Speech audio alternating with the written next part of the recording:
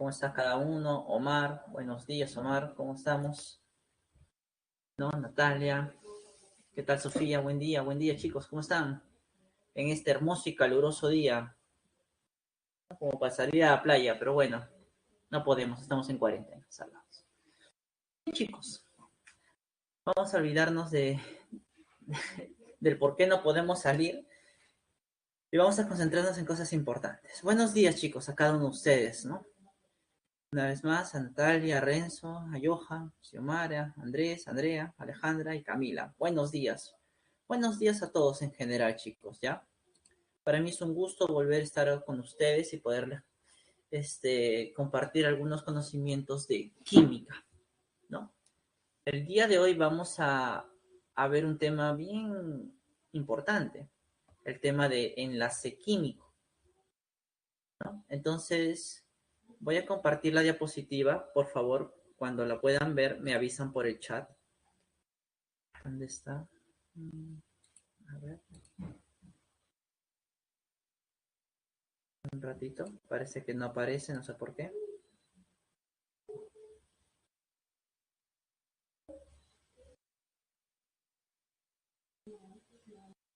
No sé por qué. A ver.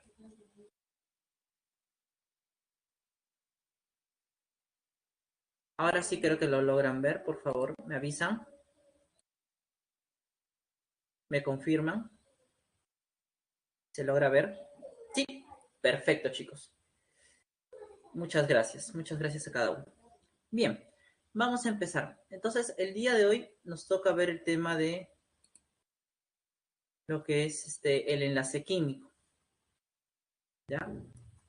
Vamos a ver. Bien, entonces el enlace químico, como vamos a ver por aquí, tiene que ver con una fuerza que va a mantener unidos a los átomos. ¿Ya? También vamos a ver en esta clase el tema de fuerzas intermoleculares, que son fuerzas que van a mantener unidas a las moléculas. Pero vamos a empezar primero por lo que es el enlace químico. Una definición de enlace químico podría decirse que es aquella fuerza de atracción que mantiene unidos a los átomos en una sustancia. Para que las diversas sustancias puedan existir entre sus átomos, tiene que haber una fuerza que las mantenga unidas, sobre todo en el estado sólido y en el estado líquido, donde las fuerzas de atracción predominan. Entonces, una de esas fuerzas de atracción es el enlace químico. En el caso de la molécula de agua, el átomo de hidrógeno y oxígeno se van a mantener unidos por medio de un enlace químico, ¿no? ¿Quiénes son los que participan? Pues como pueden ver en pantalla, los electrones de la capa de valencia son los responsables en la formación de los enlaces químicos. ¿Y de en qué manera van a participar? Bueno, como ustedes pueden ver allí, puede ser por transferencia de electrones, compartiendo los electrones o cuando los electrones se deslocalizan, es decir, quedan libres. Entonces, según estas tres formas de participación de los enlaces de los electrones de valencia en la formación de enlaces, se generan tres tipos de enlace químico. Y tenemos un cuadro que nos muestra los enlaces químicos que vamos a estudiar el día de hoy, el covalente, el iónico y el metálico, ¿no? Y bueno, aquí algunas características que más adelante iremos mencionando con respecto a cada uno, ¿ya?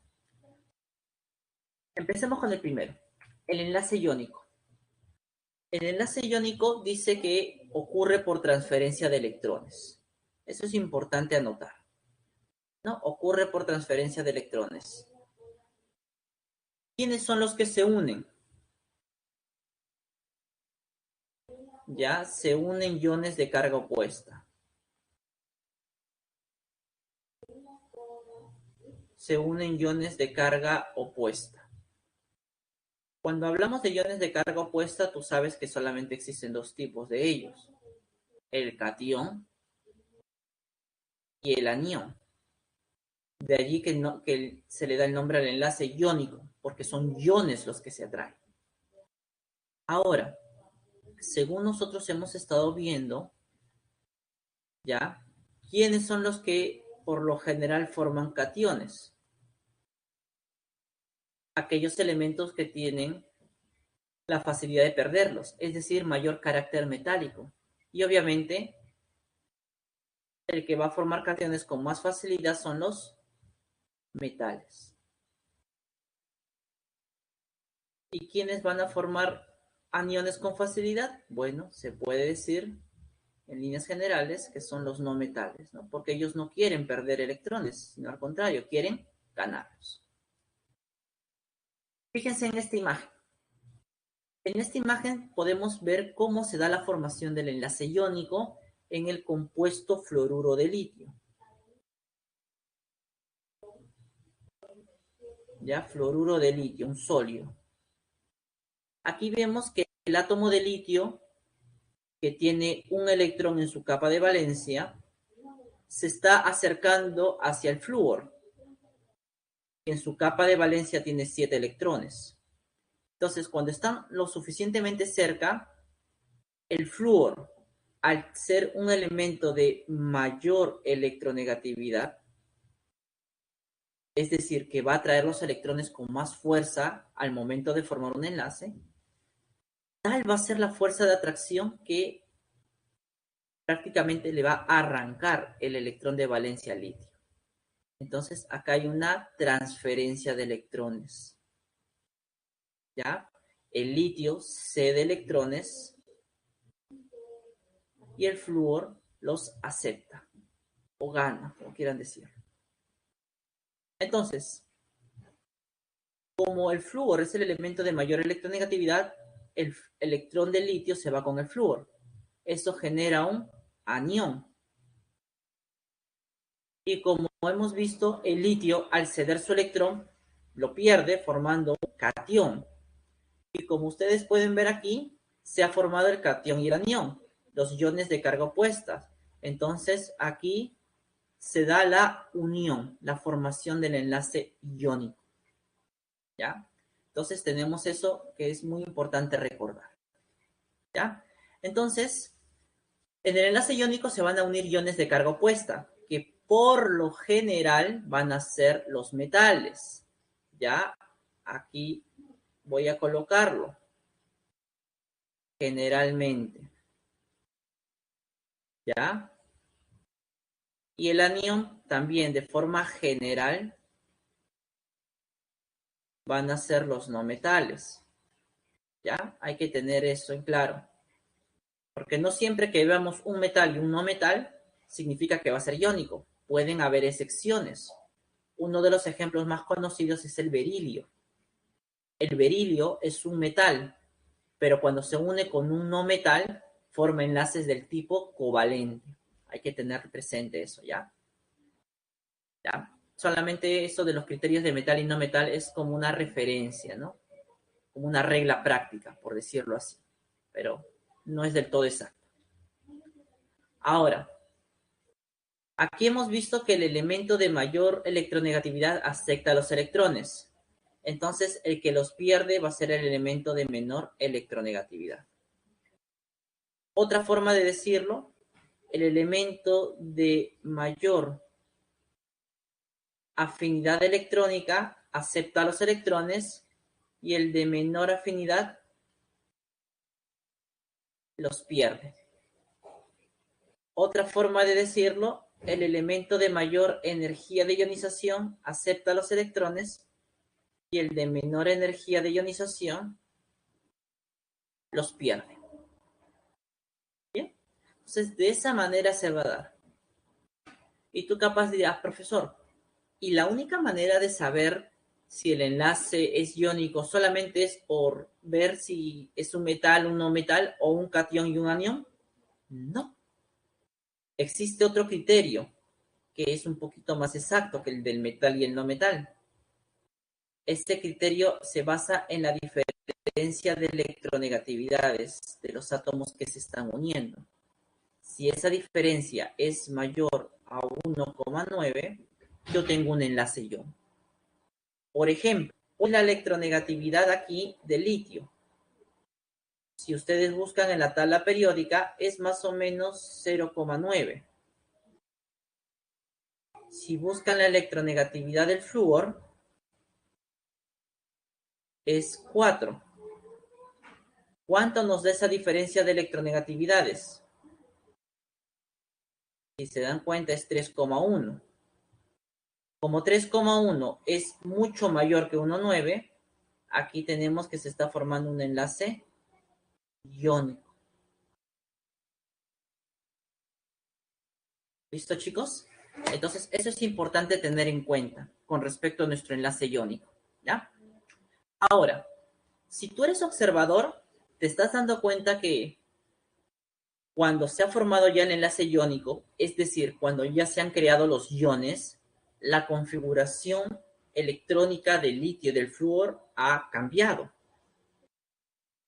El, el señor Gilbert Lewis, ya hace mucho tiempo atrás, se dio cuenta cuando estudiaba los enlaces químicos que la mayoría de elementos representativos, o sea, del grupo A, al momento de formar los enlaces, veía que la gran mayoría adquiere una configuración cuya cantidad de electrones en su capa de valencia son 8. Era algo muy común. Claro, había excepciones, pero en la gran mayoría siempre veía que los elementos que se unían lograban una configuración con 8 electrones en su capa de valencia. A esa le llamó la famosa regla del octeto. Recordemos, la regla del octeto tiene que ver con la regla de los 8 electrones. ¿Ya? En los compuestos iónicos dice aquí que el átomo adquiere la configuración de un gas noble. Recuerden que los gases nobles, por lo general, tienen 8 electrones en su capa de valencia. Por eso pertenecen al grupo 8A de la tabla. ¿Ya? Entonces, en ese proceso de ganar y perder, es decir, de transferir electrones, la configuración de los átomos va a cambiar hasta que en la mayoría se va a lograr 8 electrones en su capa de valencia. ¿Listo? Eso es algo, una tendencia general. Con excepciones, sí, pero es algo que en la mayoría va a ocurrir. Ahora, ¿cómo nosotros vamos a representar a los compuestos iónicos? Porque no pensarás que siempre vamos a tener que hacer este grafiquito con circulitos y con bolitas de color para representar la transferencia, ¿no? Existe una forma simbólica de hacerlo.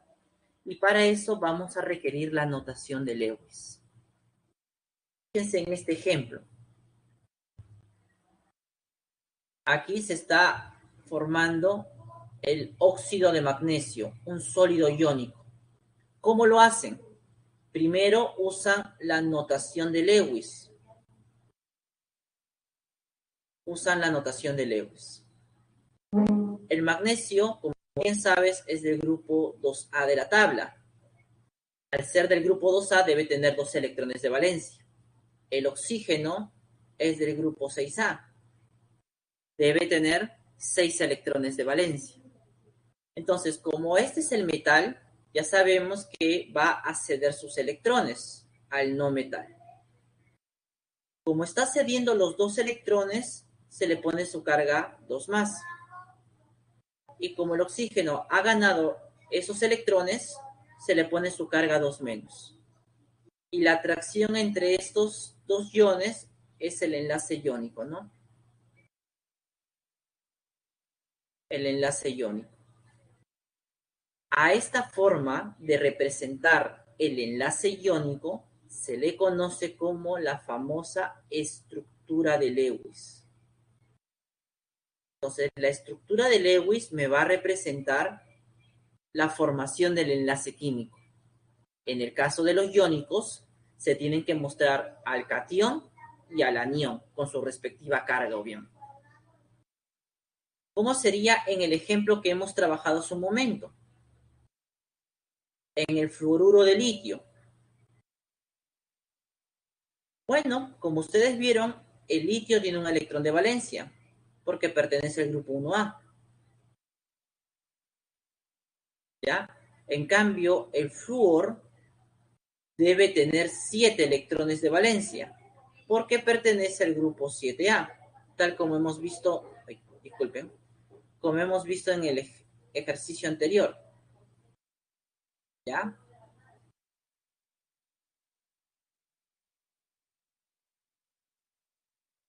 Entonces, ¿qué va a pasar cuando estos se acerquen lo suficiente? Bueno, lo que va a ocurrir es lo que ya hemos visto, que el litio, por tener menor electronegatividad, va a ceder su electrón al flúor para formar el enlace. Entonces el litio adquiere una carga positiva, carga más 1, que generalmente no se pone en número, ¿no? Simplemente un signo de más, ¿no? Pero también si lo ponemos no estaría mal. Por otro lado, el flúor, que tenía 7 electrones de valencia, ahora al ganar el de litio, logra los 8, logra el octeto. Y se le va a poner su carga menos 1. Y esta sería la estructura de Lewis para el fluoruro de litio, ¿ya? Entonces, de esa manera nosotros podemos determinar cuántos, cómo se representa la formación de este enlace iónico. Incluso podemos saber cuántos electrones se están perdiendo. En el primero vemos que la transferencia de electrones o el número de electrones transferidos es 2. En el de abajo también podemos ver que el número de electrones transferidos es 1. ¿Y cómo sabemos eso, profesor? Por las cargas, pues chicos. Si se dan cuenta, por las cargas, ¿no? Así de sencillo. Bien, entonces, justamente gracias a la formación del enlace iónico, las sustancias que presenten este tipo de enlace van a tener propiedades comunes, ¿no? A estas las llamamos propiedades generales. Entonces, vamos a ver cuáles son las propiedades generales de los compuestos iónicos. Allí nos dice la primera, que son sólidos cristalinos. O sea, a temperatura ambiente se encuentran en estado sólido. Y se le dice que es cristalino porque presentan una estructura ordenada. Ahí vemos claramente las partículas de sodio y cloro en el cloruro de sodio, cómo estas se encuentran ordenadas, ¿no? Siguiendo siempre un patrón de ordenamiento. Eso significa ser cristalino el sólido, ¿no? Igual vamos a ver esto con un poco más de detalle en las semanas posteriores, ¿no? Cuando hablemos del estado sólido. Entonces, la primera propiedad, ¿no? Son sólidos cristalinos a temperatura ambiente. 2. Tienen alto punto de fusión y ebullición. ¿Por qué, profesor? Porque el enlace iónico es intenso. ¿Qué significa intenso? Que para separar a los iones hay que suministrar mucha energía. Por eso, para que el sólido pase al estado líquido en la fusión, se necesita suministrar bastante energía. Por eso tiene un alto punto de fusión y la misma forma de ebullición. Solamente para que tengas una referencia, ¿no? Volviendo al ejemplo del cloruro de sodio, la temperatura de fusión de nuestro cloruro de sodio, ¿sabes cuánto es? Es aproximadamente 801 grados centígrados. 800 grados, imagínate, muy elevado. La tercera propiedad es que en estado sólido los compuestos iónicos son malos conductores del calor y la electricidad. Sin embargo, cuando están en estado líquido o cuando están disueltos en agua, allí sí conducen la electricidad. ¿Y a qué se debe, profesor, que en ese estado, o sea, en el líquido o cuando esté disuelto en agua, conduzca la electricidad? Se debe a que cuando se encuentre el compuesto iónico en estado líquido o disuelto en agua, los iones van a tener libertad de movimiento.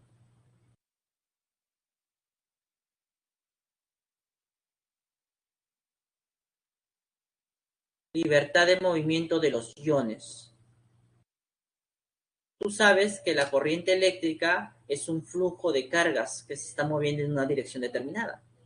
Entonces, para que pueda existir corriente eléctrica, necesito tener cargas eléctricas en movimiento. En el estado sólido, como te has dado cuenta hace un momento en la gráfica, los iones, que son las cargas, están fijas, unidas una a la otra. Pero cuando estas entran al estado líquido o se disuelven en agua, esos iones tienen libertad para moverse. Y es por eso que pueden conducir la electricidad. Básicamente por eso. ¿Listo? Otra propiedad, los compuestos iónicos son frágiles. ¿Qué significa? Que se fracturan o se rompen con facilidad. Allí tenemos una gráfica del por qué. Si tú te das cuenta, aquí, en esta estructura de un compuesto iónico, se están alternando las cargas opuestas para que haya la atracción, ¿no? Negativo con positivo, positivo con negativo. Pero ¿qué pasa cuando ese compuesto iónico recibe un golpe? Se le aplica una fuerza externa. Algunas partículas van a ser desplazadas. ¿Y qué va a pasar? Se van a alinear las cargas de igual signo. Y como tú sabes, cuando las cargas de igual signo están una enfrente de la otra, va a ocurrir una repulsión. Y en ese caso se va a dar la ruptura o la fractura del cristal, ¿no? O del compuesto iónico. De esa manera es como se origina, ¿no? Por eso decimos que son frágiles los compuestos iónicos. ¿Listo? Muy bien, chicos. Hasta aquí hemos visto lo que es el enlace iónico, ¿no? Quisiera saber si tienen alguna duda o alguna consulta. Por favor, espero sus comentarios por el chat. ¿Ya? Mientras tanto, aquí tienen un ejercicio como para afianzar lo que hemos estado trabajando. Te dicen que determines la alternativa que contiene solamente sustancias iónicas. Es decir, solo aquellas que presenten enlace iónico. Entonces, ¿qué les parece si me van contestando por medio de esta encuesta? Mientras que yo voy atendiendo a las preguntas. ¿Alguna pregunta o duda hasta este momento, chicos, con respecto al enlace iónico? ¿Todo está claro, por favor? Si me pueden confirmar por el chat.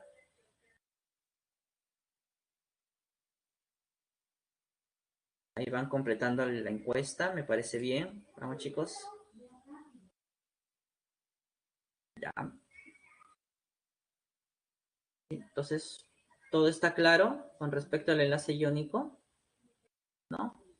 Recuerden que los puntos más importantes de recordar de este tipo de enlace es qué elementos por lo general se unen, como estamos viendo en esto. Número 2, qué propiedades presenta. Número 3, ¿no? Cómo ocurre la formación, que ya vemos que es por transferencia de electrones, siempre del metal al no metal, ¿no? Formando el catión y el anión respectivamente. No, Natalia, la regla del octeto no es solamente para compuestos iónicos, también es para compuestos covalentes, pero cuando hablemos del enlace covalente, allí hablaremos justamente de los compuestos, también de su regla del octeto, ¿no? Aquí, al hacer la presentación, lo han separado de esa manera. Bien, ¿cómo van los resultados? A ver, 17 personas me dicen que sale la B, que sería la clave. Por allí hay un grupo de 9 personas que dicen que sería la A y un pequeño grupo que dice que es la B. A ver, tenemos 29 personas que han resuelto, nos faltan más o menos, ¿no? Sin contar son 41, sí. Faltaría más o menos 9. Ahí está, va aumentando, va aumentando. Bien, entonces hay un grupo significativo que dice que la clave puede ser la A o puede ser la D. Vamos a ver cuál sería la respuesta correcta, ¿ya, chicos? Vamos a ver. ¿Ya? Dice aquí que los compuestos iónicos se caracterizan por presentar un metal y un no metal. El problema nos está sugiriendo eso. Veamos. El potasio, si tienes una tabla periódica a la mano, tú sabes que el potasio es un metal de grupo 1A. En cambio, el bromo es un elemento no metálico del 7A. Acá hay iónico. El fósforo es el no metal. El hidrógeno también sabemos que es un no metal. Por lo tanto, aquí no hay enlace iónico. ¿Ya? Aquí no hay enlace iónico, entonces el primer enunciado no puede ser el correcto. El bario sí es un metal. El flúor no es metal. Aquí sí hay iónico. Pero el pH 3 malogró todo. En la B, igual, acá está el metal y acá el no metal. Hay iónico. Acá hay metal y acá hay no metal. También hay iónico. En el caso del CO2, el carbón es un no metal. El oxígeno es un no metal. Por lo tanto, forma un enlace del tipo covalente. O sea, un enlace que no es iónico. Por lo tanto, esta clave se descarta. En la tercera, metal con no metal con otro no metal. Descartado. Por lo tanto, la clave correcta debe ser la D. Metal con no metal, iónico. Metal con no metal, iónico. Metal con no metal, iónico. Entonces la clave de ese ejercicio número 1 debería ser esa, la letra D. Ahora, capaz alguno de ustedes está pensando, profesor, ¿eso significa que tengo que saber qué elementos son metálicos y qué elementos no lo son? Claro. Ahora, no vayas a pensar que tienes que aprenderte toda la tabla periódica para eso, ¿ah? O sea, no es necesario. Tú sabes, según la clase que vimos la semana pasada, que los elementos más abundantes en la tabla que son metales, ¿correcto? Los no metales son un puñadito, ¿no? Son un puñadito. Serán algo de 10 a 11, creo. Entonces, es preferible que te aprendas los no metales. Y si ves algún elemento diferente, como el cesio, el bario, ¿no? El estroncio y cosas por ahí, si ya sabes que no son no metales, concluyes entonces que es un metal. ¿Ya? Entonces, hay que tener presente eso, ¿no? De preferencia, apréndanse los no metales. Y todos los elementos diferentes de ellos se supone que deben ser metales. Muy bien, Jim. Sí, fija, es un tip valioso, ¿ah? Así viene, Omar, así viene, ¿no? Para poder trabajar. Muy bien. Continuamos entonces con el siguiente enlace. Ahora nos tocaría ver el enlace del tipo covalente. ¿Ya? Vamos a ver. Entonces, voy a dar paso a la siguiente diapositiva. Ah, el metálico, disculpen. Vamos a ver. En el caso del enlace metálico, obviamente los átomos que se van a traer son átomos de metal, ¿no? Creo que eso es obvio, ¿no? Y lo voy a colocar igual. Se unen átomos metálicos, ¿no? Obviamente. Aquí sí no hay excepción, son átomos metálicos y punto. Ahora, ¿cómo es que se unen? Bueno, existen dos teorías. Una es la teoría de bandas, que para poder explicarla se requiere de un conocimiento muy avanzado de química, porque incluso tiene que ver con algo de química cuántica. Pero la otra, que es un poco más sencilla, en la que vamos a trabajar, es la teoría del mar de electrones. ¿Qué nos dice esta teoría? Nos dice lo siguiente, ¿ya? El enlace metálico se origina por atracción eléctrica, ¿no? Por atracción entre los cationes metálicos,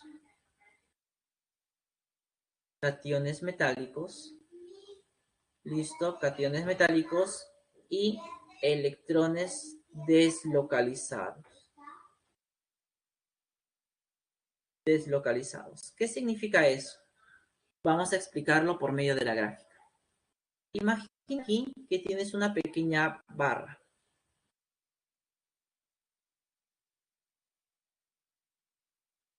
Vamos a suponer que esta es una barra de un metal. Vamos a ponerle potasio, ¿ya? Potasio. ¿ya? Una barra de potasio. Entonces, dentro de esta barra de potasio hay millones y millones de átomos de potasio, eso es obvio. Ahora, esos átomos están representados por la siguiente gráfica. Imagínate que acá le estamos haciendo un zoom para poder ver a los átomos dentro de esta barra de potasio. Y aquí está. Tú sabes que el potasio pertenece al grupo 1A y por lo tanto debe tener un electrón de valencia. Este electrón de valencia es el que se representa aquí en cada dibujo, ¿no? Acá está su núcleo positivo y su electrón girando alrededor. Voy a situarme en un electrón en particular. Por ejemplo, en este de acá. Este que estoy pintando de rojo. Este electrón pertenece a este átomo. Entonces, con una línea verde voy a representar una flecha que indica la fuerza con que este electrón es atraído por el núcleo de su átomo. Esa fuerza es la que lo mantiene unido al electrón, al átomo. Pero si tú también eres observador, hay varios átomos alrededor de él. Entonces, con otro color, voy a representar las otras fuerzas, porque este núcleo también va a atraer a ese mismo electrón. El núcleo de aquí abajo también lo va a atraer. El que está a su costado también. El que está más arriba también. El que está aquí también. El que está por acá también. Entonces, una pequeña fuerza es la que lo mantiene unido a su átomo original. Vamos a ponerle al átomo 1. Pero si tú te das cuenta, hay muchas más fuerzas que quieren sacar a ese electrón de su átomo original. Justamente eso es lo que va a pasar. Como hay más fuerzas que quieren sacar al electrón del átomo original, ¿qué va a pasar? El electrón va a salir, se va a deslocalizar. Ya no va a tener una ubicación fija, sino que va a ir vagando ese electrón entre los átomos.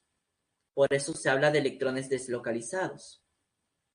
Y como el átomo ha perdido un electrón, ¿en qué se formó? ¿En qué se transformó? En un ion metálico. En otras palabras, en un catión metálico. Entonces, ¿qué vamos a decir?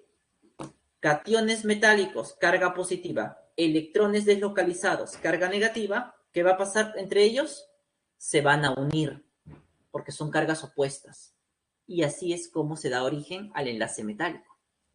Por eso le puse ahí. Se origina por la atracción entre los cationes metálicos y los electrones deslocalizados.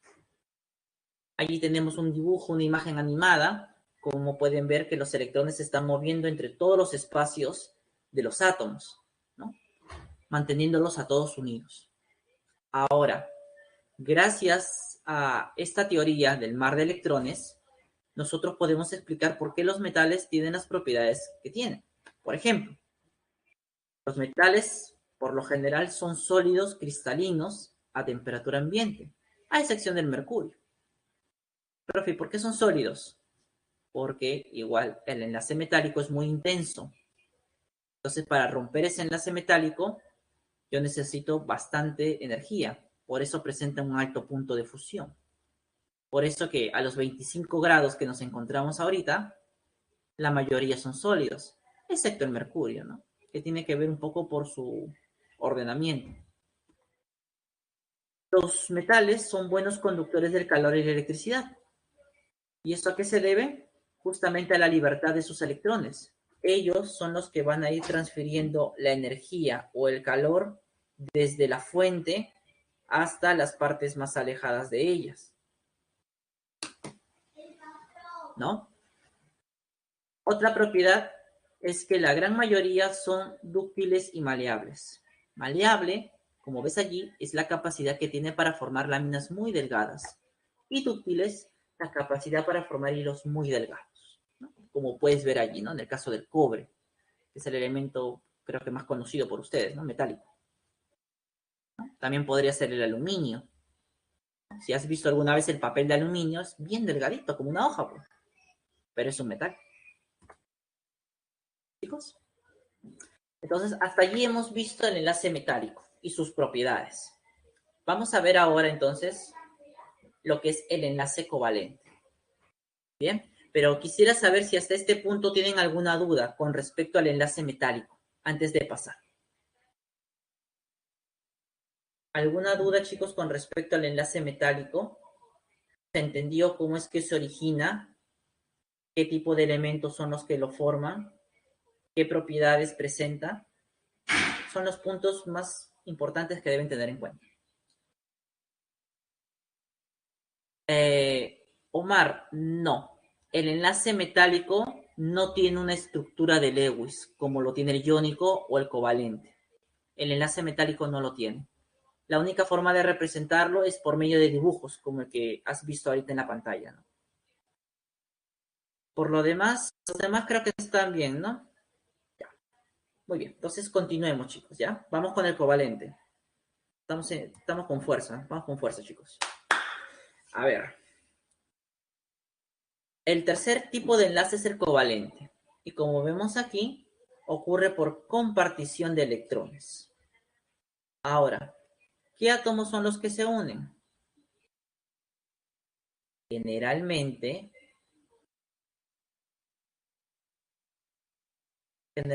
se unen átomos de elementos no metálicos.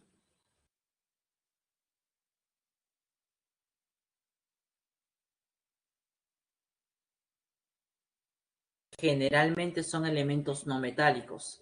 Pero vuelvo a repetir, también hay excepciones.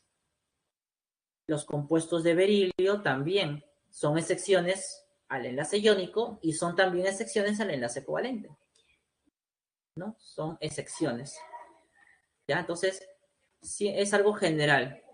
Claro que en los ejercicios ustedes van a poder identificarlo, pues el tipo de enlace, como hemos hecho en un primer ejercicio que tuvimos aquí en las diapositivas, solamente así, con la regla práctica. Iónico, metal, no metal, y covalente, no metal con no metal. Pero ustedes tienen que ser conscientes que esa es una regla general. ¿Ya? Si te preguntan, ¿siempre va a ocurrir entre un metal y un no metal? No, eso sería falso, porque hay excepciones. ¿Ah? Disculpen que sea un poco insistente en esa parte, pero siempre es bueno recordar. A ver, veamos cómo se da o se origina esta compartición de electrones. Fíjate por aquí. Acá tengo dos átomos. Esos átomos son los átomos de hidrógeno.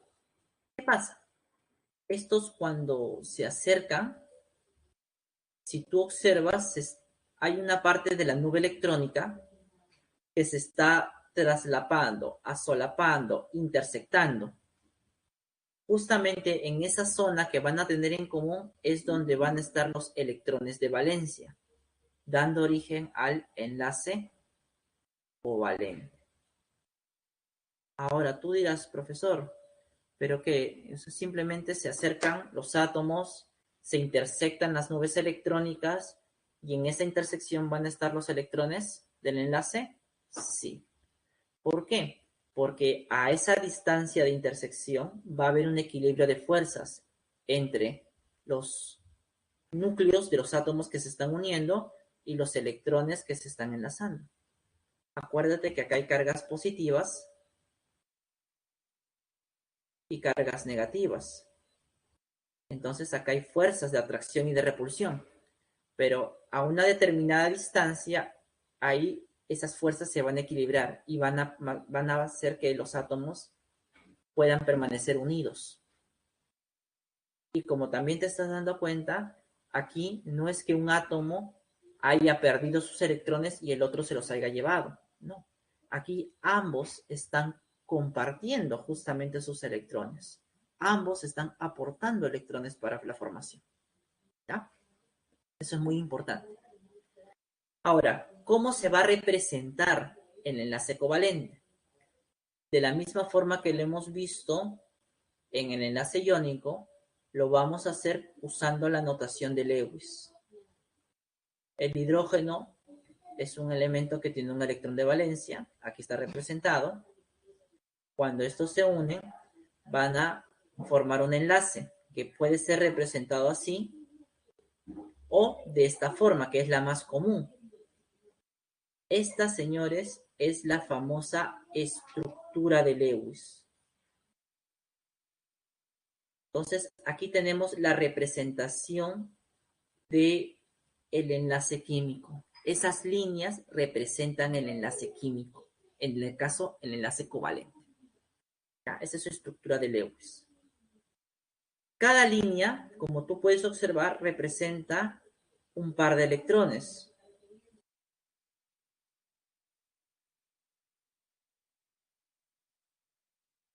Entonces, como es un par de electrones, estos están uniendo, se les suele llamar par enlazante.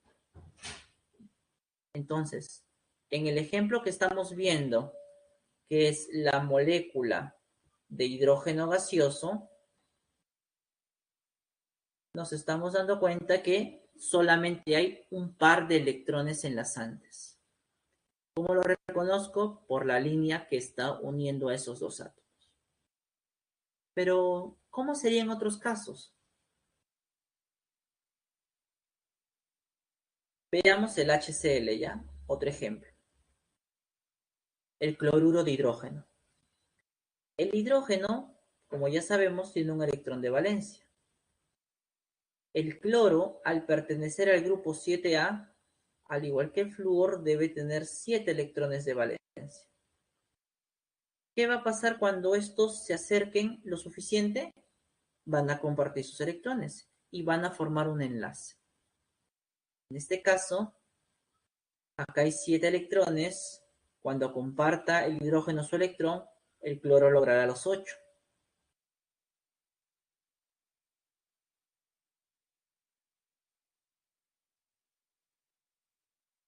Y acá tengo la estructura de Lewis para el cloruro de hidrógeno, el HCl. Si tú eres observador, ¿cuántos pares de electrones enlazantes hay? Pues obviamente hay uno, ¿verdad? Un par de electrones enlazantes. Espero que lo logren ver lo que estoy escribiendo. Pero también, si tú eres observador, existen algunos pares de electrones que no forman enlace. A estos se les conoce como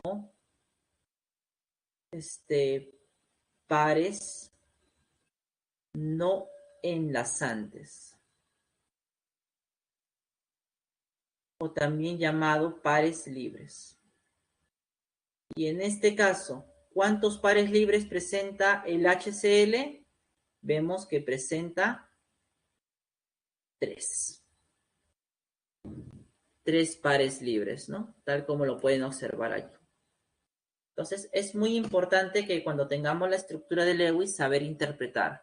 Cada línea que esté uniendo a los átomos se le conoce como par enlazante. Y los puntos o líneas que estén alrededor de un elemento sin formar enlace se le conoce como pares no enlazantes. Así de sencillo, chicos, ya. Así de sencillo. Continuemos. Con respecto a su clasificación, los enlaces covalentes se pueden clasificar según 3 criterios. El primero, por la polaridad. Según su polaridad, tenemos el covalente apolar, o también llamado covalente puro, y el otro sería el covalente polar. Pero, ¿qué significa esto de la polaridad, profesor? Bueno, la polaridad tú sabes que viene de un término que son los polos, ¿no? Existen 2 tipos de polos, el polo positivo y el polo negativo, ¿no? Profesor, ¿y en un enlace cómo se originan esos polos? Muy sencillo. Estos se originan por una distribución desigual de electrones en el enlace. ¿Qué quiere decir, profesor? Que va a haber una zona donde hay más electrones, o sea, cerca de un elemento van a haber más electrones que otro. Así se van a originar los polos y así se origina el enlace covalente polar. Pero vamos a entrar un poquito más en detalle. Miren, en el caso de apolar, tú sabes que ese prefijo A significa sin polos. Fíjate aquí. Acá yo tengo la molécula de hidrógeno. Si tú te das cuenta, los dos electrones que tienen los hidrógenos son atraídos con la misma fuerza. ¿Por qué? Porque los dos elementos o los dos átomos que se están uniendo son hidrógeno. Su electronegatividad es 2,1, es la misma. Entonces, la distribución de los electrones en la nube es equitativa, es simétrica. Por eso tenemos un enlace apolar. Entonces, ¿cómo voy a saber yo de aquí en adelante? ¿Cómo voy a reconocer si un enlace covalente es apolar? Muy sencillo. Vas a restar las electronegatividades de los elementos que se están uniendo. Y si esa diferencia es igual a 0, ya tienes un enlace apolar.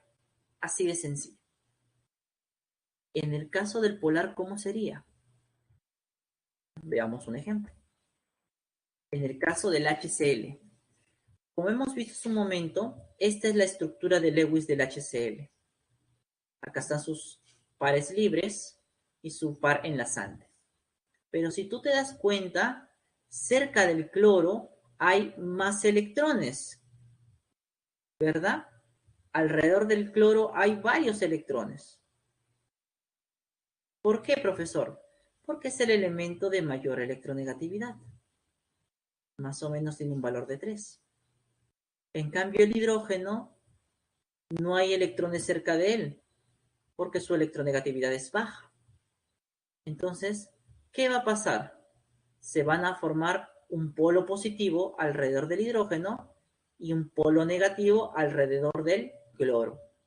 Entonces aquí estamos viendo claramente que la distribución de electrones es desigual. ¿Cómo queda la nube electrónica? Así. El polo negativo cerca del cloro y el polo positivo cerca del hidrógeno. Eso es un enlace covalente polar. Y como regla práctica, ¿cómo nosotros determinaremos si el enlace covalente es polar o no? Por la diferencia de electronegatividades también. Si esa diferencia está entre 0 y es menor o igual a 1,9, el enlace covalente va a ser del tipo polar. Así de sencillo, chicos. Así de sencillo. ¿Listo? Entonces, este es con respecto a la polaridad. Muy bien. Avancemos un poquito más. Vamos a ver el segundo criterio de clasificación de los enlaces covalentes, que es por la procedencia de los electrones. ¿Qué significa? Bueno, hasta al inicio del enlace covalente te diste cuenta que el hidrógeno, o sea, cada átomo de hidrógeno aporta un electrón. Ambos aportan. Pero puede darse casos en el que un solo elemento o un solo átomo aporte los electrones y el otro simplemente se está beneficiando, ¿no? Así de sencillo. Entonces, vamos a ver el enlace covalente no coordinado y el enlace covalente dativo o también llamado coordinado. Vamos a ver el primero. En el enlace covalente no coordinado, ya ambos aportan electrones para formar el enlace. Eso es muy importante de recordar. Creo que lo pongo en otro lado esto, ¿no? Voy a ponerlo aquí abajito, ¿ya? Ambos aportan electrones para formar el enlace. Ahora sí. Y voy a borrar lo que aquí aparece. Listo. Para que se pueda ver con claridad. Listo. Entonces, en este ejemplo que tú puedes observar aquí, tanto el hidrógeno como el cloro están aportando sus electrones, el hidrógeno 1 y el cloro 1. Y así se origina el enlace, no, el enlace covalente. Entonces, este es un enlace covalente no coordinado. Entonces, acá hay un enlace covalente no coordinado. En el caso del otro, que es el covalente coordinado o también llamado enlace dativo, ¿ya? Aquí solo un átomo aporta los electrones para formar el enlace, ¿no? Para formar el enlace. Ahí tienes un ejemplo. Mira, acá tenemos el amoníaco, el NH3.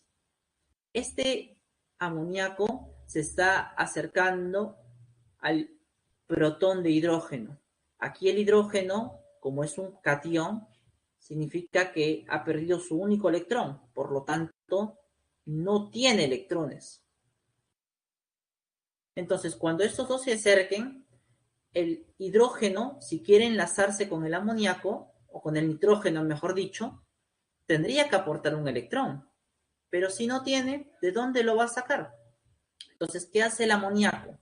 Como acá el nitrógeno tiene un par libre, ¿qué es lo que hace? El nitrógeno es el que aporta ese par de electrones. Entonces, aquí el nitrógeno es el dador de electrones y el que los va a aceptar esos electrones vendría a ser el hidrógeno más. Y así se forma el famoso ion amonio. Y aquí, señores, se ha formado o se ha originado un enlace covalente coordinado. ¿No? El famoso enlace covalente coordinado. ¿No? Muy bien, chicos. Entonces, aquí se ha formado ese enlace. Veamos un ejemplito más antes de que pueda hacerse terminar esto, para darle su receso. Por ejemplo, en la estructura del SO2. La estructura de Lewis del SO2 es tal como aparece aquí.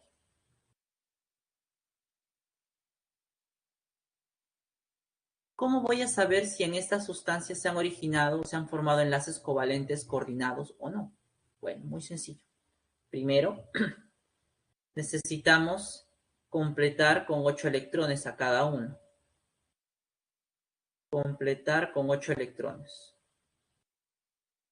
a cada átomo, ¿no? ¿Por qué? Porque se supone que cuando se forme el enlace covalente, también los átomos de los elementos representativos van a lograr el octeto. Entonces, aquí, este oxígeno ya tiene 4 electrones compartidos. Para que logre los 8 le faltarían 2.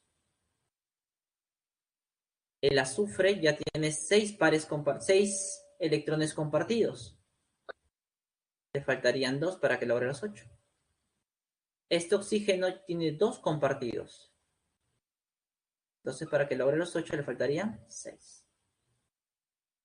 Listo. Segundo paso. Necesito la notación de Lewis de cada elemento.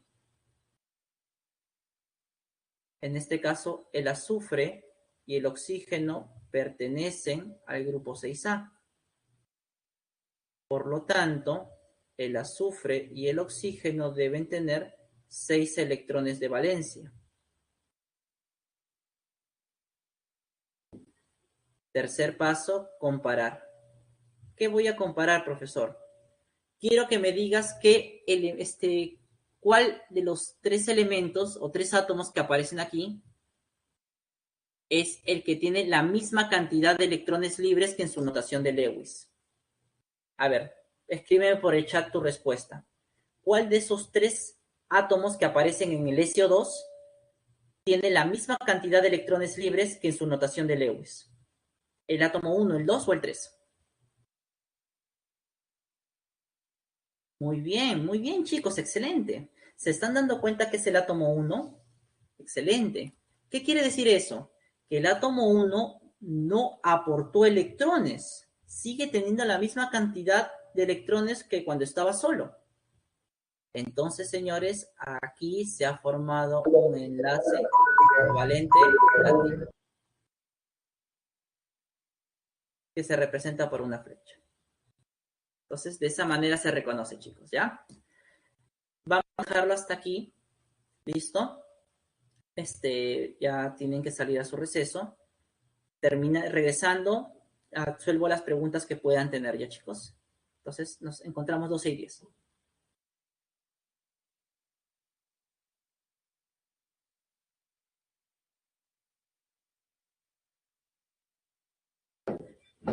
Bien, chicos, vamos a continuar con nuestra exposición, ¿no? De lo que son los enlaces químicos.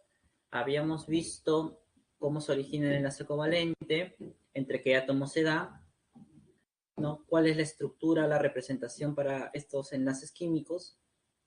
Y por lo tanto, también hemos estado viendo lo que es su clasificación, según su polaridad, polar o apolar, basados en la diferencia de electronegatividades, y según la forma como comparten sus electrones o la procedencia de los electrones del enlace, tenemos el enlace no coordinado o el enlace coordinado y el enlace coordinado adativo, mejor dicho, ¿no? Y justo por esta lámina les había puesto un ejemplo más de cómo identificar. En el caso anterior era más sencillo porque allí te están diciendo qué elementos son los que se van a unir, incluso ya te dan parte de la estructura hecha, ¿no? Entonces es más sencillo. Además te dice que el hidrógeno no tiene electrones, entonces es más claro saber quién es el que aporta. Pero en unas estructuras diferentes como la que les mostré del SO2, entonces capaz no es muy sencillo. Entonces en ese tipo de estructuras hay que seguir esos pasos. Completar con 8 electrones cada átomo, luego hacer la notación de Lewis de cada uno de los átomos que aparecen en la estructura y finalmente comparar que el átomo tiene la misma cantidad de electrones en la estructura y en la notación de Lewis. Y aquel que tenga esa misma cantidad, entonces allí se estará formando un enlace del tipo dativo, ¿no?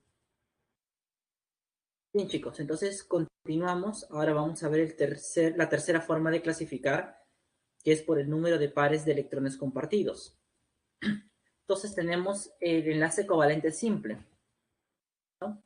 Y justamente ustedes en esta gráfica del enlace covalente simple pueden darse cuenta que solamente hay un par de electrones enlazando a 2 átomos. Solamente hay un par de electrones. Cada una de esas líneas representa un enlace covalente simple. Entonces, podemos decir que un solo par de electrones une a 2 átomos. Esa es la característica del enlace covalente simple. Solo hay un par. En cambio, en el covalente múltiple, como ven allí, vemos que pueden existir 2 pares o hasta 3 pares. Entonces, aquí estamos hablando, ¿ya? Estamos hablando justamente de eso, ¿no? Entonces les comentaba, disculpen, que el enlace covalente múltiple, 2 o 3 pares de electrones unen a 2 átomos, ¿no?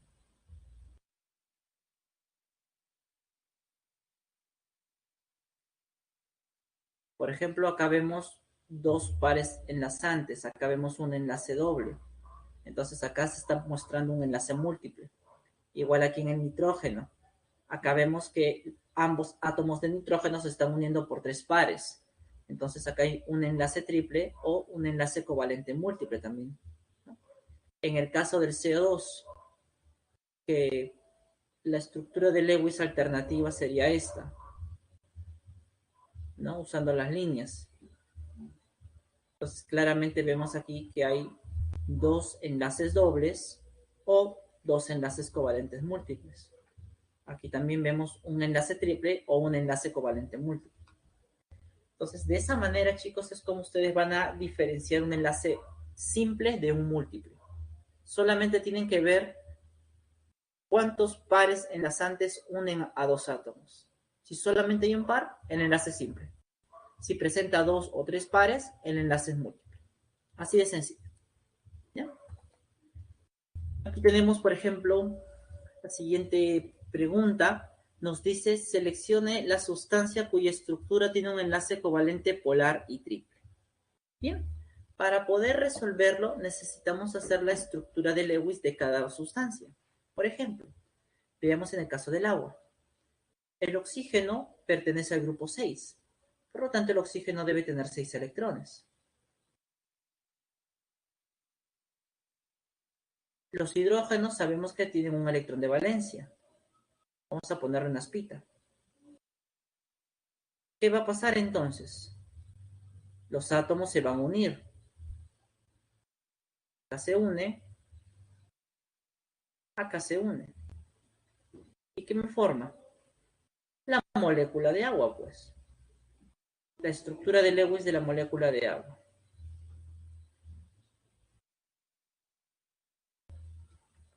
Aquí no vemos que haya enlace triple. Por lo tanto, esta no puede ser la alternativa. En la B, para el amoníaco, sabemos que el nitrógeno ya es del grupo 5. Por lo tanto, debe tener 5 electrones de valencia. El hidrógeno, como ya hemos visto, solo tiene uno. ¿No? Solo tiene uno. Entonces, al momento de unirse, se van a enlazar. Van a formar los enlaces químicos. Y esto va a dar origen a la molécula de amoníaco, NH3. Y aquí también vemos en la estructura de Lewis del amoníaco que no existe un enlace triple. Solamente existen enlaces simples, al igual que en el agua. Entonces, tampoco. La tercera. El carbono pertenece al grupo 4A. Por lo tanto, debe tener 4 electrones de valencia. El nitrógeno pertenece al grupo 5, como ya hemos visto hace un momento. Y el hidrógeno ya sabemos que tiene un electrón de valencia. Entonces, ¿qué va a pasar? De la misma manera, se van a unir. Acá se une, acá se une y acá se une. El nitrógeno tenía 5, más los 3 que está ganando, que está compartiendo con el carbono son 8. El carbono tenía 4, más 3 que está compartiendo con el nitrógeno son 7, y más el otro que está compartiendo con el hidrógeno son 8. Cumple el octeto, ¿no? El carbono. Entonces, su estructura de Lewis para el HCN sería así. Y vemos aquí claramente que hay un enlace triple. Aquí vemos que hay un enlace triple. Ahora, si queremos saber si el enlace también es covalente polar, lo único que tendríamos que hacer es analizar las electronegatividades. En el caso del carbono, su electronegatividad es 2,5. Este es del carbono. En el caso del nitrógeno, su electronegatividad es 3,0. Por diferencia de electronegatividades, eso nos da 0,5. Entonces aquí tenemos un enlace covalente del tipo polar. Entonces la clave del ejercicio 2 sería la letra C. Sería la letra C. ¿Bien, chicos? Sí, así es, Adrián. En las preguntas vienen con el dato de la electronegatividad. No es necesario, chicos, que ustedes se aprendan los datos de electronegatividad. Nada que ver. No tiene que ver nada. Aquí, como es un ejemplo para que el profesor lo desarrolle, bueno, pues al profesor ya no le ponen el dato, pues, porque se supone que el profesor debería recordar las electronegatividades de los elementos más sencillos. Bien, chicos. Entonces, hasta aquí hemos visto la clasificación de los enlaces. Vamos a ver un poquito ahora de la regla del octeto para los enlaces covalentes, que de la misma manera son con 8 electrones, solo que aquí hay algo muy importante que se menciona, ¿no? Las famosas excepciones. En los enlaces covalentes también los átomos comparten electrones para formar o para tener 8 electrones en su capa de valencia, o sea, para cumplir la regla del octeto. Ahí tienes algunos ejemplos. Pero hay elementos representativos, es decir, del grupo A, que jamás de los jamases van a cumplir con esa regla del octeto. ¿Cuáles son? El hidrógeno. El hidrógeno no puede cumplir con la regla del octeto. No. En las estructuras que por aquí vemos, del metano CH4, el hidrógeno al compartir electrones solamente puede lograr tener máximo 2 electrones. Entonces no cumple el octeto, no logra con los 8. Entonces aquí la molécula de metano que me ponen aquí no cumple el octeto, ¿no? La molécula no cumple el octeto. Para que la molécula entera cumpla, todos los elementos que la forman deberían cumplir, pero como el hidrógeno es una excepción, la molécula entonces no cumple. Otro es el berilio. El berilio forma compuestos covalentes, a pesar de ser un metal. Y obviamente también el berilio es una de las excepciones a la regla del octeto. Porque si ustedes ven la estructura del berilio, cuando forma enlaces, ¿cuántos electrones logra tener compartidos? 4, ¿verdad?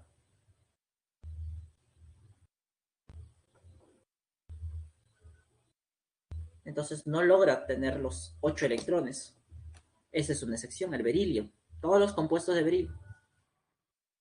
Otra excepción es el boro. El boro, como pueden ver en la estructura de Lewis que se muestra, la cantidad de electrones que logra tener, ¿cuánto es? 6. Entonces tampoco cumple con el octeto. Entonces, en general, podemos hacer una pequeña lista. ¿Qué elementos jamás cumplen el octeto?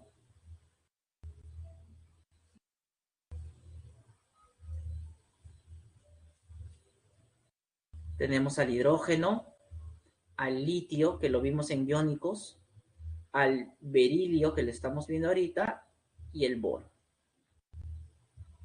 Estos 4 elementos jamás cumplen el octeto. Jamás van a cumplir el octeto. Así que si tú ves un compuesto que presenten esos elementos, ya dalo por hecho de que esas sustancias nunca van a cumplir la regla del octeto. ¿Ya? Ahora, hay casos en que algunos elementos pueden cumplir la regla del octeto y hay otros en los que no. Eso depende de la estructura que formen. Fíjate aquí. El fósforo y el azufre en estas sustancias no cumplen el octeto porque se pasan de los 8. Por eso se le llama octeto expandido. Mira, el fósforo tiene 2, 4, 6, 8, 10 electrones. Más de los 8. El azufre, 2, 4, 6, 8, 10, 12. Más de los 8. En este caso, o en estas sustancias, el fósforo y el azufre no cumplen el octeto. Pero hay sustancias donde el fósforo sí puede cumplir el octeto.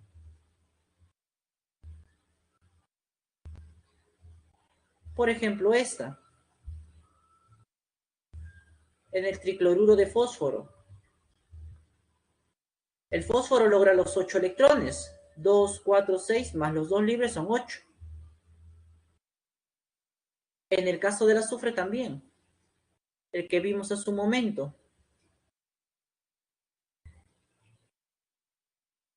Aquí también nuestro azufre logra los 8 electrones. 6 compartidos más 2 libres son 8. Entonces, aquí hay elementos que en ciertos compuestos sí forman o logran los 8, pero hay compuestos en los que no. Entonces, hay que tener cuidado. Siempre hay que ir analizando la estructura de Lewis para ver si logran los 8 o no. Pero los que jamás van a cumplir, no importa qué compuesto sea o qué sustancia sea, son los que les acabo de mencionar, ¿no? El hidrógeno, el litio, el berilio y el borio. ¿Bien? Bueno, sustancias con un número impar de electrones también, aunque eso no lo vemos mucho, pero ahí está, de todas maneras, ¿no? A ver aquí.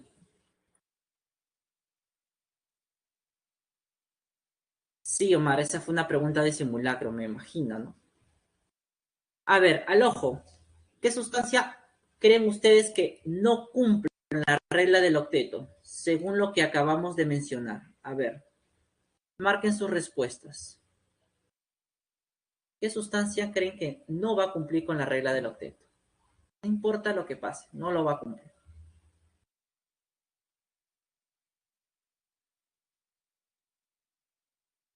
Bien.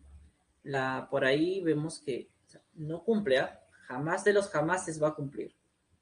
A ver, ¿quién no cumple ahí? De todas esas sustancias.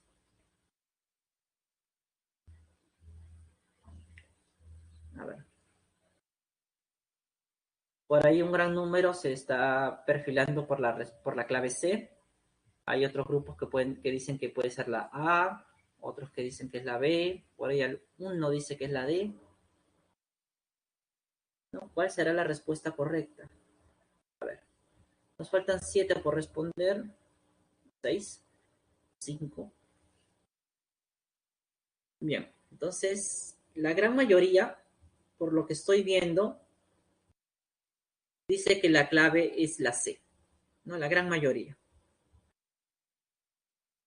¿No? Y hasta cierto punto tienen toda la razón del mundo. Vamos a ver por qué. Aquí vemos que el hidrógeno jamás cumple el octeto. Entonces, como el hidrógeno no cumple el octeto, entonces esta sustancia, que es el etano, el C2H4, no lo va a cumplir. Profesor, ¿y en todos los demás? En todos los demás sí lo cumple. Si haces las estructuras de Lewis para cada uno, te vas a dar cuenta que acá los nitrógenos tienen 8 electrones. En este ejemplo que hicimos hace un momento, ya, ya, en este también vemos que cumple el octeto, ya, el fósforo y el cumplen el octeto, y aquí en el tetrabromuro de carbono igual, ¿no? Cumplen el octeto. Aquí podemos ver eso, ¿no? Según sus estructuras de Lewis, y si las dibujáramos, bueno, aquí dibujadas, nos vamos a dar cuenta de eso. Pero ya sabemos que en el caso del metano, del eteno, disculpe, no, no se tiene. A ver, por aquí otra pregunta. Dice, claro, la molécula no cumple, Nicolás, pero el carbono sí, el carbono sí cumple el octeto. El carbono sí, el hidrógeno no. Pero aquí te están preguntando por toda la sustancia en general. Entonces, si hay un elemento que no cumple, entonces toda la molécula, toda la sustancia, pues no va a cumplir el octeto, así de sencillo. ¿Ya? Bien, chicos, entonces hasta aquí tenemos el tema de lo que es enlace químico. Vamos con la última parte. Ahora nos toca ver el tema de fuerzas intermoleculares. Vamos a ver un poquito más. Pero previo hay que hacer una parada. Vamos a ver las propiedades. Los compuestos covalentes tienen ciertas propiedades generales, ¿no? Debido al tipo de enlace. Por ejemplo, la partícula más pequeña de toda sustancia covalente se le llama molécula. Los enlaces covalentes se originan por compartición de electrones de valencia, como ya hemos visto.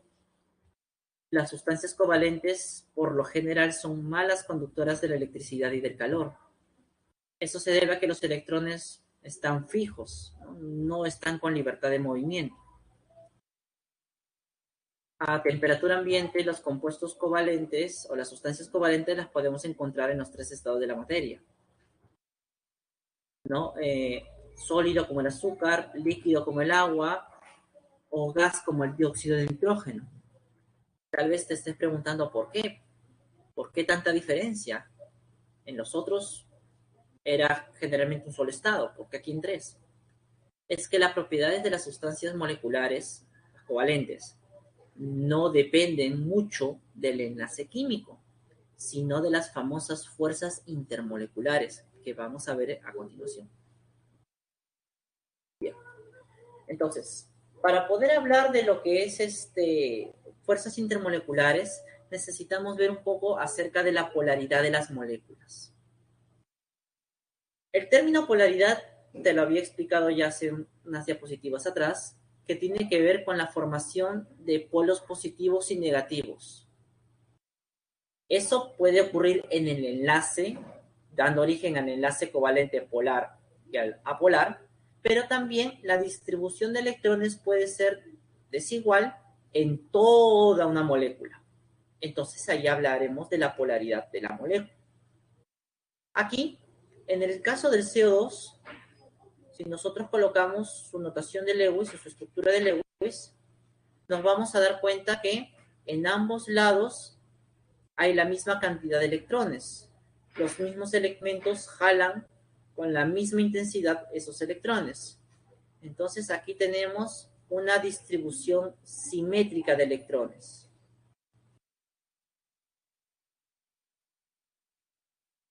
Entonces acá tenemos una distribución simétrica de electrones. Entonces, como la distribución de electrones es simétrica, acá, señores, tenemos una molécula del tipo apolar. En el caso del agua, si tú eres observador, hay más electrones cerca al oxígeno que al hidrógeno. Acá se forma el polo negativo y acá se forma el polo positivo. Entonces, aquí la distribución es desigual, no simétrica. La distribución de los electrones no es simétrica. Entonces, como no es simétrica, entonces yo tengo aquí una molécula polar. ¿Bien? Entonces, de esa manera es como nosotros vamos a saber si una molécula es polar. Ahora, tal vez tú te estés preguntando, profesor, ¿y siempre me van a dar dibujos de este tipo para saberlo? Bueno, dibujos como el caso del agua es raro que te vengan en una pregunta de examen. Lo más común son las estructuras de Lewis. Y profesor, ¿se puede sacar la polaridad de una molécula a partir de la estructura de Lewis? Sí, pero con ciertas limitaciones. Porque para poder sacar la polaridad de la molécula tendríamos que analizar geometría molecular, ¿no? Y lo que es momento dipolar, que es un poco de física vectorial. Obviamente no lo vamos a hacer por cuestiones de tiempo, pero sí vamos a ver algunas reglas prácticas que voy a escribir en esta diapositiva. Igual van a quedar grabadas para que puedas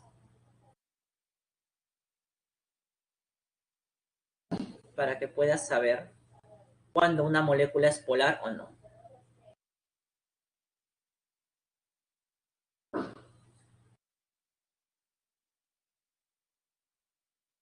¿Ya? La primera regla, o bueno, vamos a ver, mejor dicho, casos. El caso 1, para moléculas diatómicas. Se le llama diatómicas porque solo están formados por dos átomos. Tenemos este, o por ejemplo tenemos este, ¿no? Aquí átomos son iguales. Aquí los átomos son diferentes. Entonces, si la molécula es diatómica y los átomos que se están uniendo son iguales, esto va a ser una molécula apolar. En cambio, si los átomos son diferentes, la molécula será polar. Así de sencillo. ¿Ya? Ese es para el caso de los diatómicos. Otro caso, los hidrocarburos. Los hidrocarburos son compuestos formados única y exclusivamente por carbono e hidrógeno. Tenemos, por ejemplo, el metano, el CH4, tenemos el eteno, C2H4, o tenemos el etino. Entre los ejemplos más representativos, porque existen un montón de hidrocarburos. En este caso, todas las sustancias se forman por carbono e hidrógeno. Entonces, todas ellas, todo hidrocarburo siempre va a ser apolar. Todos, sin excepción alguna. Todo que sea hidrocarburo siempre va a ser apolar. Si tuviera un elemento diferente al carbono y el hidrógeno, entonces ahí sí habría que tener cuidado, ¿no? Entonces, cuando tú tengas una sustancia que no se ajuste ni al caso 1 ni al caso 2, entonces vas a usar el caso general, ¿no? La regla general.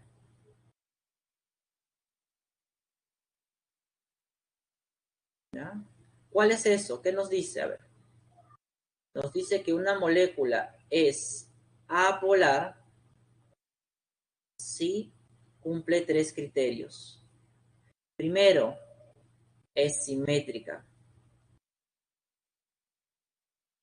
Segundo, el átomo central, ¿ya? El átomo central no tiene electrones libres. Y la tercera, que nuestro átomo central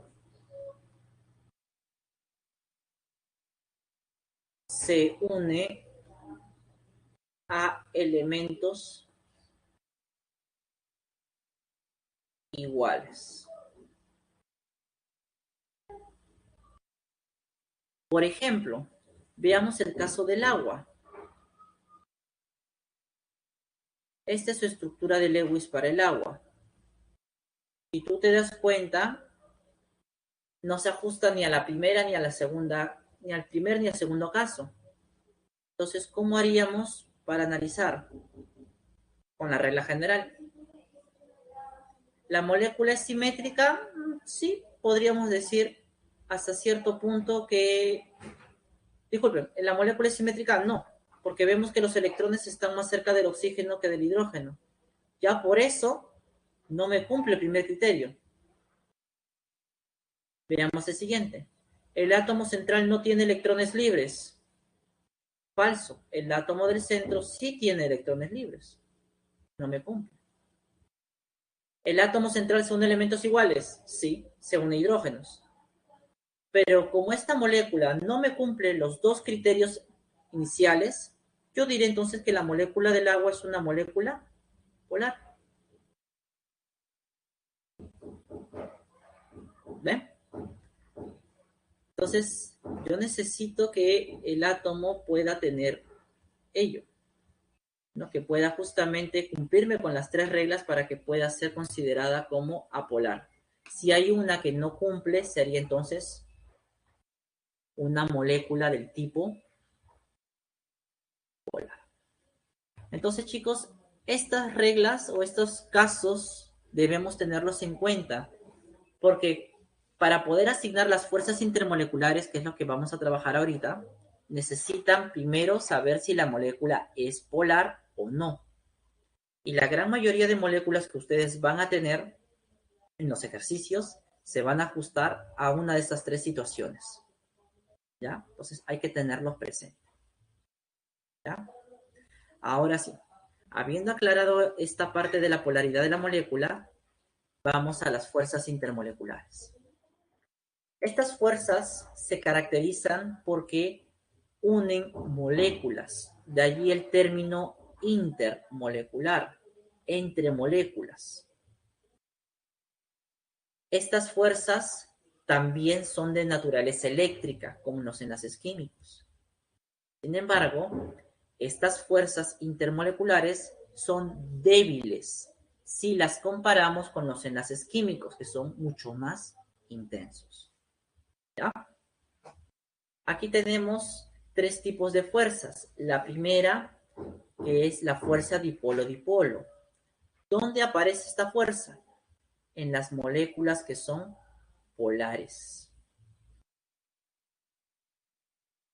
¿Por qué se le llama, profesor, dipolo-dipolo? Dipolo, ¿qué significa di? Dos, ¿verdad? Polos, ya sabes, positivo y negativo. Entonces, cuando una molécula es polar, tiene polos, positivo y negativo. Y el polo negativo de una se une con el polo positivo de la otra. Aquí nace el dipolo-dipolo, ¿no? Esa fuerza intermolecular. Y en todas las estructuras se forma ese tipo de fuerzas intermoleculares, ¿no? Y así es como se logran unir todas las moléculas en el compuesto, ¿no? Formando la sustancia. En un vaso de agua, por ejemplo, existen millones de moléculas de agua. ¿Y estas cómo se unen? Bueno, por fuerzas intermoleculares, ¿no? Como el dipolo, por ejemplo. Luego tenemos otra, que es la fuerza de dispersión de London, ¿no? Estas fuerzas se presentan en todo tipo de moléculas.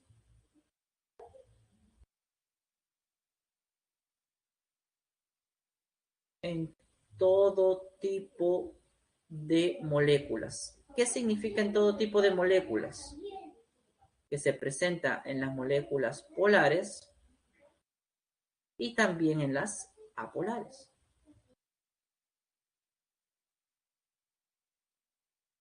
¿No? Estas fuerzas son débiles, ¿ya? Son débiles si las comparamos con el dipolo-dipolo, son un poco más débiles. Veamos, por ejemplo, cómo es que se forman. El átomo, o la molécula en este caso de CO2, es una molécula polar, como ya hemos visto. No forma polos. Pero ¿qué pasa cuando una molécula de CO2 se acerca mucho a otra molécula de CO2?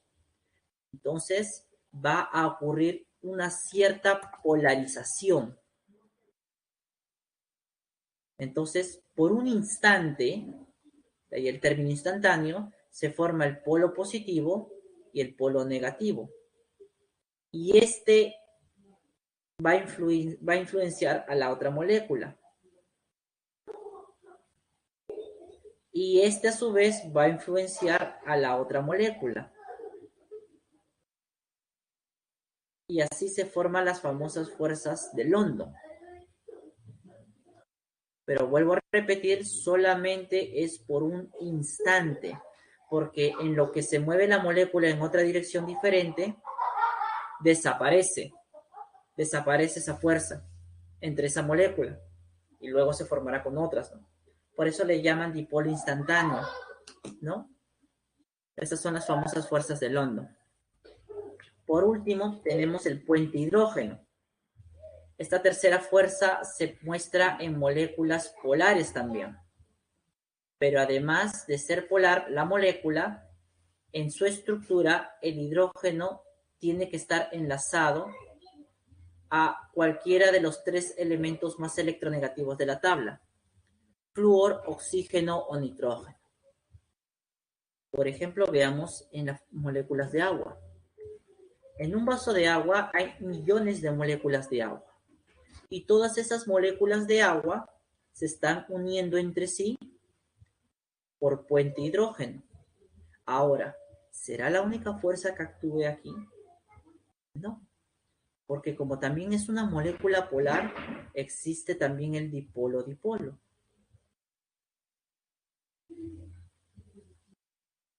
Y como también no es polar, ya sabemos que el London está presente en todo tipo, polar o apolar. Entonces, aquí se encuentran las tres fuerzas intermoleculares. Claro, ¿cuál es la más intensa de las tres? El puente hidrógeno. Entonces, entre la fuerza de London, entre el dipolo-dipolo y entre el puente hidrógeno, pues obviamente la más intensa va a ser justamente, va a ser lo que es el puente hidrógeno. Así aumenta su intensidad en la fuerza, ¿ya? Aumenta su intensidad. ¿Listo? Entonces, así es como se van formando las fuerzas intermoleculares en el caso del agua. Se presentan las tres. Y aquí vemos justamente representadas, ¿no? Cómo se van uniendo cada una de ellas. Y ahora, estas fuerzas, como te comentaba, influyen en ciertas propiedades físicas, como lo que son el punto de fusión y el punto de ebullición. Entonces, en este mismo sentido, también aumenta lo que es la temperatura de fusión y ebullición. ¿Qué quiere decir? Que la sustancia que presente fuerzas del tipo puente hidrógeno, como son más intensas, debe presentar una temperatura de fusión mucho mayor que aquella que tenga una fuerza intermolecular dipolo-dipolo o alguna que tenga una fuerza de London. Entonces, las fuerzas intermoleculares son las responsables de las propiedades físicas, ¿no? De una gran parte de las propiedades físicas de las sustancias justamente moleculares o covalentes. Por eso en la lámina donde vimos los tres estados, que las sustancias covalentes se pueden encontrar en los tres estados. ¿Por qué existen tres estados o por qué se forman? Debido a la intensidad de las fuerzas. Una sustancia que presenta fuerza de London, lo más seguro es que se encuentre en forma de gas. Una que presente dipolo-dipolo, puede ser que se encuentre en forma de líquido. Y si alguna presenta puente hidrógeno, tal vez puede encontrarse en estado sólido, a la temperatura ambiente, como el caso del azúcar. ¿Bien, chicos? Y con eso estaríamos cerrando nuestra clase el día de hoy. No sé si hasta aquí tuvieran alguna duda, alguna consulta, por favor. Si no, para poder compartirles lo que viene a ser la pantalla de los ejercicios para dar solución. ¿Listo? Aquí tengo los ejercicios. Por favor, me confirman si lo logran observar la pantalla. ¿Sí? ¿Lo logran observar, chicos, por favor? Me comentan. Muy bien. Bueno, chicos, creo que no hay preguntas con respecto a la última parte de polaridad y fuerzas intermoleculares. Entonces, vamos a ver los ejercicios. En la pregunta 1, ¿qué clave crees que la correcta? ¿Qué clave debería ser la correcta en la pregunta 1? Por ahí Johan me dice que puede ser la A. Ya, pero con dudas. ¿Qué dicen los demás? ¿Qué dicen los demás? A ver. Vamos a ver. Dice aquí lo siguiente.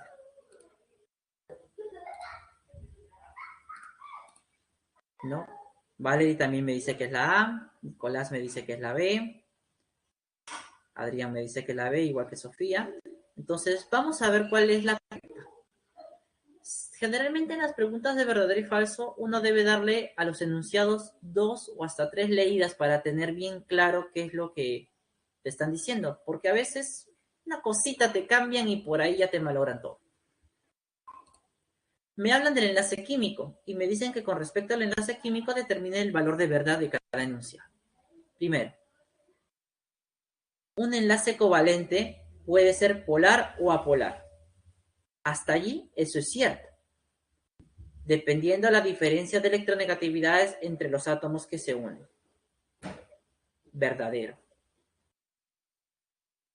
2. Un enlace iónico se produce cuando hay transferencia de electrones entre los átomos,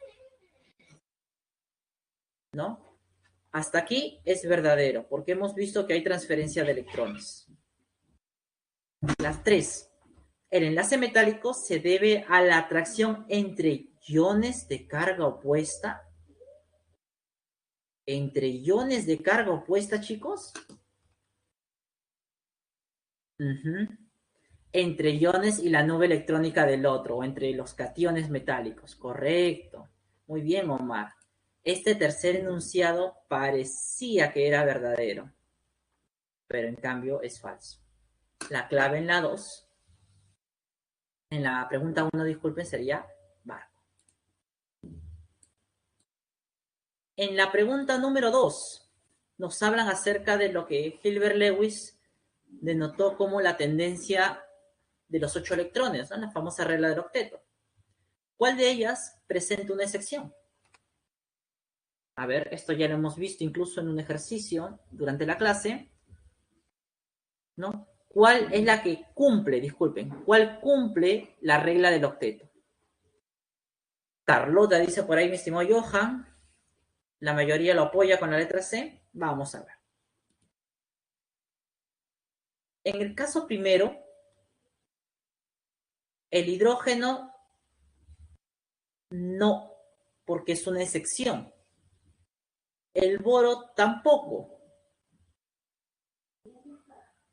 El carbono sí puede cumplir octeto, el flúor también, vamos a verlo. El berilio AA es una excepción. Entonces, por descarte, nos queda la letra C. Ahora, si queremos hacer la estructura para poder verificar si realmente todos cumplen con el octeto, lo podemos hacer.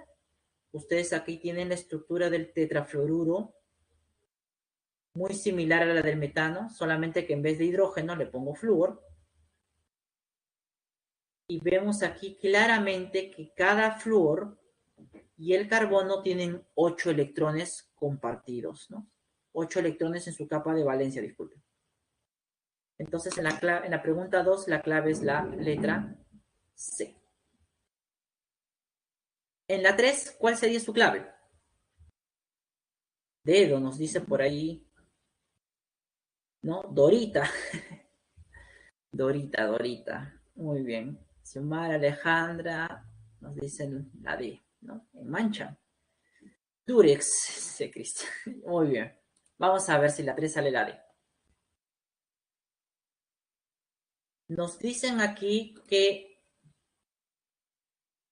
nos hablan, mejor dicho, de la naturaleza del enlace iónico, ¿no? De las sustancias iónicas. Y nos dicen que con respecto al enlace iónico, indiquemos la proposición que es correcta. A. Se presenta siempre entre un metal y un no metal. Ya sabemos que eso es incorrecto, porque hay excepciones. B. Los electrones se transfieren del elemento al elemento de menor electronegatividad. Incorrecto. Acuérdate que los electrones van hacia el elemento de mayor electronegatividad. C. El elemento de alta energía de ionización C de electrones. Incorrecto. Es el elemento de menor energía de ionización. La D. El elemento de alta afinidad electrónica acepta los electrones. Esa es la correcta. En la 3, la clave sería dado. Muy bien, chicos, ¿ah? Están inspirados, qué bueno. 4. ¿Cuál sería la clave en la 4?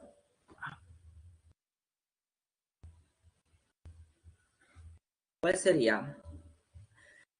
A ver, Omar, tan chévere andabas conmigo, ya la malograste ya. Muy bien, Nicolás, Valerie, la mayoría nos dice la A de avión. Correcto. Vamos a ver. En la pregunta 4 dice, con respecto a las sustancias iónicas, ¿no? Determine qué sustancia presenta enlace iónico. Nos dan las alternativas y nos dan sus números atómicos. Esto es muy similar al ejemplo 1 que vimos al inicio. Metal con no metal. El calcio es un metal, el oxígeno es un no metal. Acá hay un enlace iónico. La clave del ejercicio 4 sería la A, ¿no? Directo, ¿ah? Directo, chicos. Y así te puede venir en tu examen. Así que motivados, chicos, motivados, ¿ya? 5. ¿Cuál es la clave en la 5?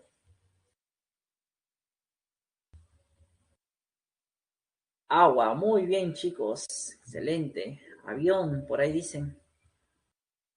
La A. Vamos a ver si en la 5 realmente sale la A. Nos habla de los metales y con respecto al enlace metálico y a los metales hay que determinar qué proposición es correcta. ¿Cuáles son correctas? 1. Su fuerza, o sea, la fuerza del enlace, se debe a la atracción entre los cationes y la nube electrónica, correcto, ¿no? Según hemos estado viendo, a los electrones deslocalizados que van saltando de nube en nube, ¿no? De los átomos vecinos del cual salen, ¿no? 2. Se presenta entre átomos de alta electronegatividad y baja energía de ionización. Nada que ver. Es entre átomos de metales, punto. 3. Posee alto punto de fusión comparado con el agua.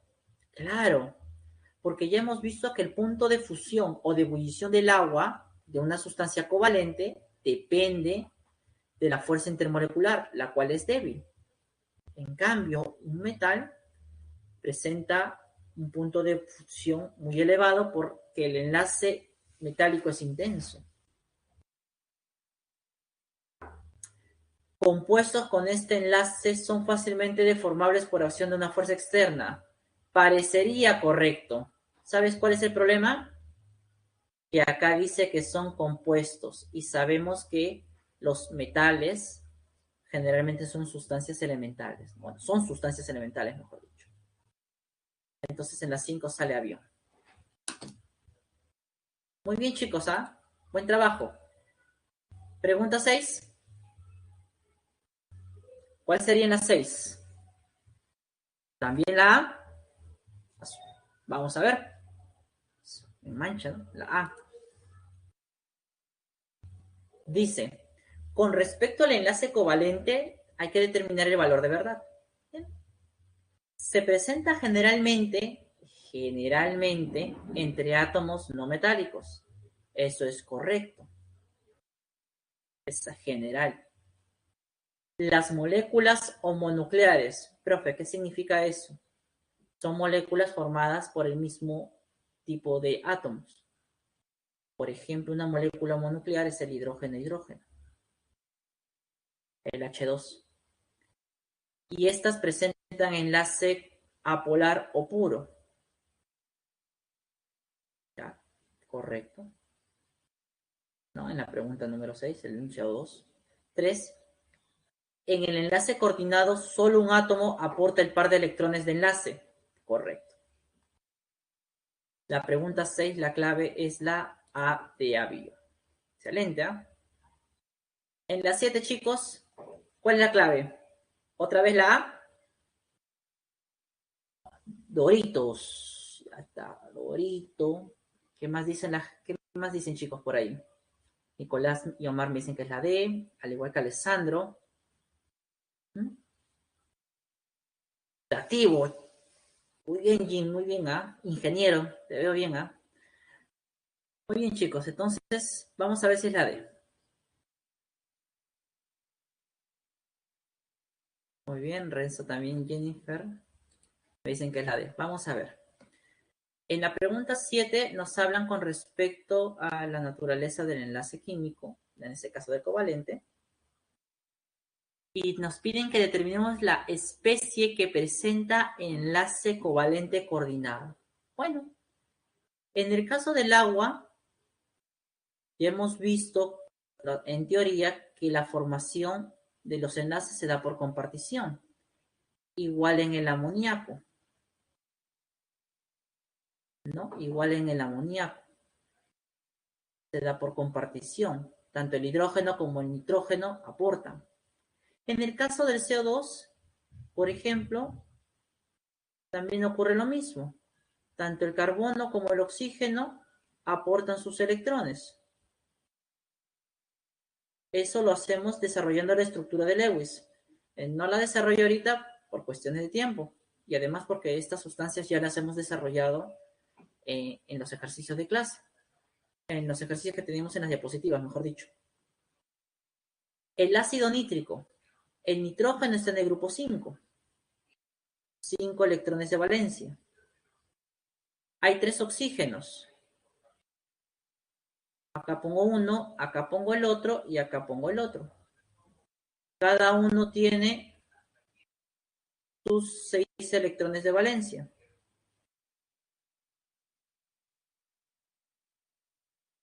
¿Ya?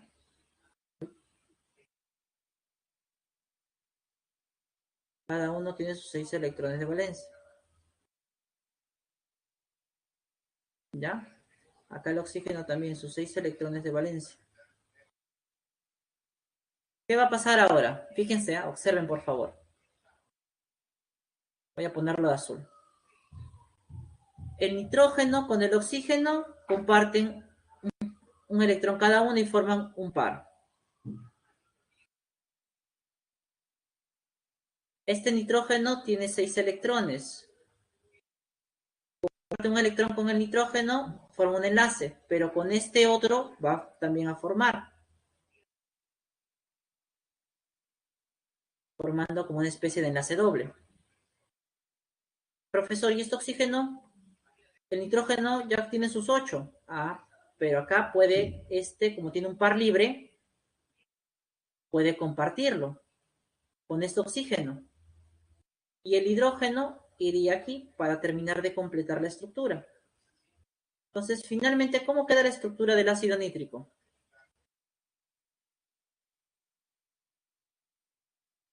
Nos quedaría así, más o menos. Y justamente aquí, en esta parte de acá, se está formando un enlace dativo, ¿no? El enlace covalente dativo. Por eso el ácido nítrico presenta esa estructura, ¿no? Por eso presenta y la clave en la 7 sería la D, como bien dijeron, chicos. Muy buen trabajo. En la pregunta 8, ¿cuál sería su clave? Por ahí me dicen que es la 8, la letra C, por ahí algunos dicen que es la D. Vamos a ver. Pero antes de que me ponga a resolver, como ya es de costumbre, van a realizar ustedes la encuesta docente, donde van a calificar qué tan buena, por decirse así, ha sido la exposición de los contenidos de enlace químico, siendo A excelente y descendiendo hasta la E con una deficiente. Entonces, mientras ustedes van completando allí, yo voy haciendo el ejercicio 8. Nos dan la estructura del ion nitrato y nos piden que seleccionemos la alternativa correcta. A ver, primero, posee 2 enlaces simples, pues claramente se ven, ¿no? Ahí está. Y 2 coordinados o dativos. A ver, ¿cómo entendemos eso? Fíjate por acá. Esta estructura es muy similar a la del ácido nítrico que hemos hecho hace un momento. Aquí necesito 2 electrones, 2 pares libres para que cumpla el octeto el oxígeno. Aquí necesito 6 para que cumpla. Aquí también necesito 6, pero ¿recuerdas aquí un electrón de dónde venía? Del hidrógeno, ¿verdad? Del ácido nítrico.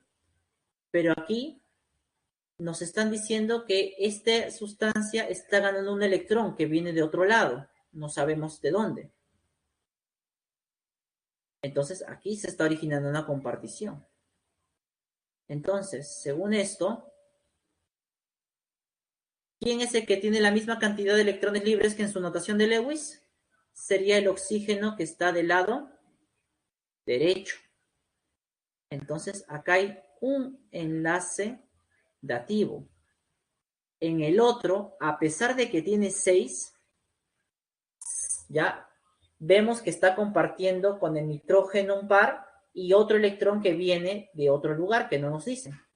Entonces, este de aquí no es dativo. Por lo tanto, el primer enunciado es incorrecto. La B. Tiene 2 enlaces covalentes apolares. Por la diferencia de electronegatividades, vemos que no. C. Posee solo 15 electrones sin compartir. Falso. 2, 4, 6, 8, 10, 12, 14, 16. 16 sería.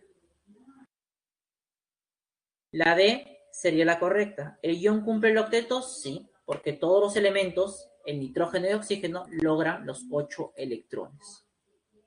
¿Bien? Chicos, son 1:05. Se supone que ya acabó la clase. ¿Les parece si nos tomamos unos minutos más para completar los últimos 2 ejercicios? ¿Les parece? Ya, entonces vamos a tomarnos un par de minutos más. ¿Ya? Entonces la clave sería en la 8 la D. En la 9, ¿cuál es la clave, chicos? Ya para cerrar.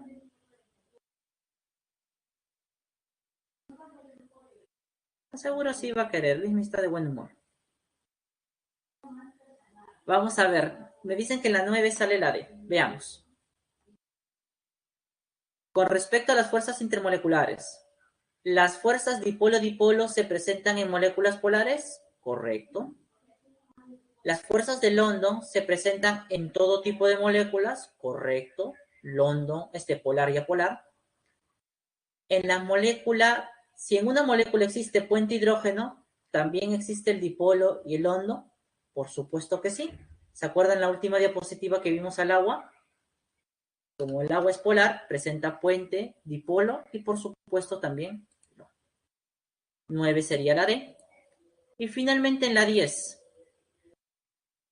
¿No? La 10 sería la clave, la D. Excelente. Vamos a ver por qué, chicos, ¿ya? Siempre es importante el por qué.